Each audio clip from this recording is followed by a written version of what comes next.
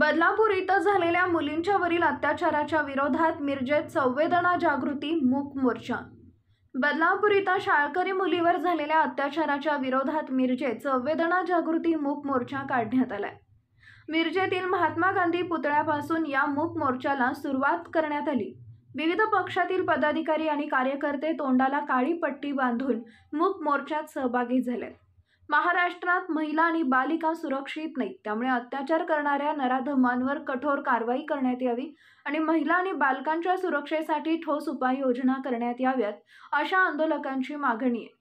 या आंदोलनात काँग्रेसचे नेते संजय मेंढे, राष्ट्रवादी महिला जिल्हाध्यक्ष संगीता हरगे, शिवसेनेचे नेते सिद्धार्थ जाधव, चंद्रकांत मैगुरे, महादेव हुलवान, दिलीप नाईक, किरण कांबळे, राष्ट्रवादीचे बाळासाहेब होनमोरे, सामाजिक कार्यकर्ते राकेश कोळेकर, शकील पीरजादे, जैनब शकील पीरजादे, मोहम्मद अली मणेर, नजीर झारी, माजी नगरसेवक अजित दोरकर, माजी नगरसेवक प्रसाद मधभावीकर, शिवसेनेच्या शाकिरा जमादार, व्यापारी संघटनेचे विराज कोकणे यांच्यासहित विविध पक्षातील पदाधिकारी कार्यकर्ते मोठ्या संख्येने मूक मोर्चात सहभागी झाले होते।